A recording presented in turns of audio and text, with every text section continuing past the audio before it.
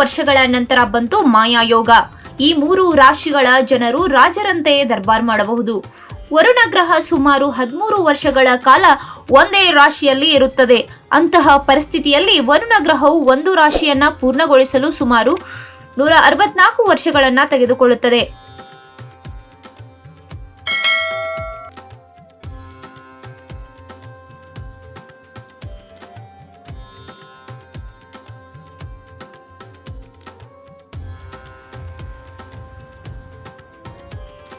ವೈದಿಕ ಜ್ಯೋತಿಷ್ಯದ ಪ್ರಕಾರ 9 ಗ್ರಹಗಳಲ್ಲದೆ ಇನ್ನೂ ಕೆಲವು ಗ್ರಹಗಳಿವೆ. ಆದರೆ ಅವುಗಳನ್ನ ಸೌರವ್ಯೂಹದ ಭಾಗವೆಂದು ಪರಿಗಣಿಸಲಾಗುವುದಿಲ್ಲ. ಆದಾಗ್ಯೂ ಈ ಗ್ರಹಗಳು ಜ್ಯೋತಿಷ್ಯದ ವಿಶೇಷ ಮಹತ್ವವನ್ನ ಹೊಂದಿವೆ. ವರುಣ ಗ್ರಹ ಎಂದು ನೆಪ್ಚೂನ್ ಅನ್ನು ಕರೆಯುತ್ತಾರೆ. ಇದು ಸುಮಾರು 13 ವರ್ಷಗಳ ಕಾಲ ಒಂದೇ ರಾಶಿಯಲ್ಲಿ ಇರುತ್ತದೆ. ಅಂತಹ ಪರಿಸ್ಥಿತಿಯಲ್ಲಿ ವರುಣ ಗ್ರಹವು ಒಂದು ರಾಶಿಯನ್ನ ಪೂರ್ಣಗೊಳಿಸಲು ಸುಮಾರು 164 ವರ್ಷಗಳನ್ನ ತೆಗೆದುಕೊಳ್ಳುತ್ತದೆ.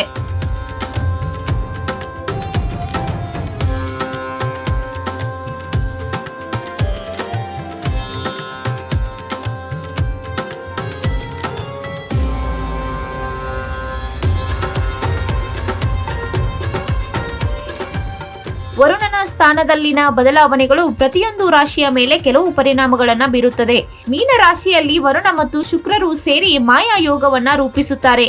ಈ ಯೋಗವು 12 ರಾಶಿಚಕ್ರ ಚಿಹ್ನೆಗಳ ಜೀವನದ ಮೇಲೆ ಅನೇಕ ಪರಿಣಾಮಗಳನ್ನು ಬೀರುತ್ತದೆ. ಈ ಸಂದರ್ಭದಲ್ಲಿ ಹಣದ ಹೊಳೆ ಹರಿಯುವ 3 ರಾಶಿಗಳ ಬಗ್ಗೆ ತಿಳಿದುಕೊಳ್ಳೋಣ.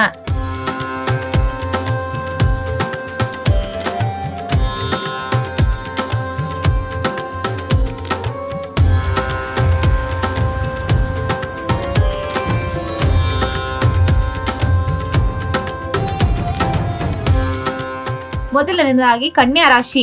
ಕನ್ಯಾ ರಾಶಿಯವರಿಗೆ ಮಾಯಾ ಯೋಗವು ಪ್ರಯೋಜನಕಾರಿಯಾಗಲಿದೆ.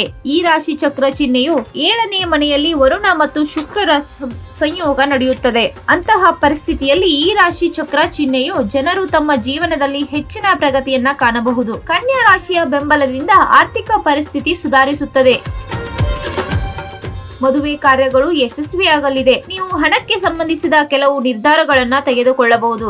ತಂದೆ, ಗುರು ಅಥವಾ ಮಾರ್ಗದರ್ಶಕರ ಸಲಹೆಯಿಂದ ಗುರಿಗಳನ್ನು ಸಾಧಿಸಬಹುದು. ಬಿಸಿನೆಸ್ ಅನ್ನು ಜೊತೆಯಾಗಿ ಮಾಡುವ ವ್ಯವಹಾರಗಳಲ್ಲಿ ಹೆಚ್ಚಿನ ಲಾಭ ದೊರೆಯಬಹುದು.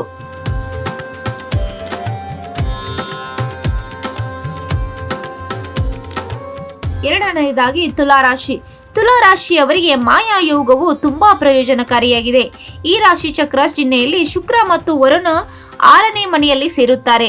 ಅಂತಹ ಪರಿಸ್ಥಿತಿಯಲ್ಲಿ ಈ ರಾಶಿಯವರು ಬಹಳಷ್ಟು ಪ್ರಯೋಜನಗಳನ್ನ ಪಡೆಯಬಹುದು. ತುಲಾರಾಶಿಯವರಿಗೆ ಹೆಚ್ಚಿನ ಹಣವನ್ನ ಗಳಿಸುವ ಸಾಧ್ಯತೆ ಇದೆ.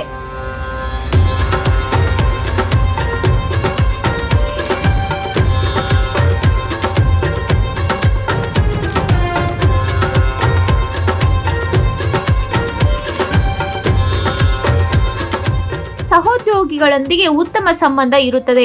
ಸ್ಪರ್ಧಾತ್ಮಕ ಪರೀಕ್ಷೆಗಳಲ್ಲಿ ತಯಾರಿ ನಡೆಸುತ್ತಿರುವವರು ಉತ್ತಮ ಯಶಸ್ಸನ್ನ ಸಾಧಿಸಬಹುದು. ಕೆಲಸದ ಸ್ಥಳದಲ್ಲಿ ಸೋಮಾರಿತನ ಇರಬಾರದು, ಇದು ಹಾನಿಕಾರಕ.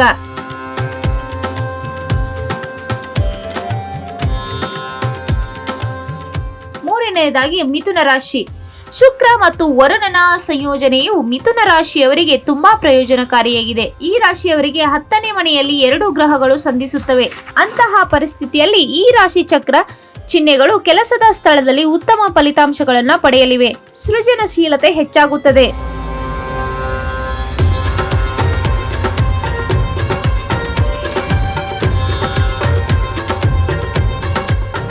ಮಿಥುನ ರಾಶಿಯವರ ಕೆಲಸವನ್ನ ಮೇಲಾಧಿಕಾರಿಗಳು ಮತ್ತು ಹಿರಿಯ ಅಧಿಕಾರಿಗಳು ಮೆಚ್ಚುತ್ತಾರೆ. ಸಹೋದ್ಯೋಗಿಗಳೊಂದಿಗಿನ ಸಂಬಂಧಗಳು ಉತ್ತಮವಾಗಿರುತ್ತವೆ. ಆಧ್ಯಾತ್ಮಿಕತೆಯ ಬಗ್ಗೆ ನಿಮ್ಮ ಆಸಕ್ತಿ ಹೆಚ್ಚಾಗುತ್ತದೆ.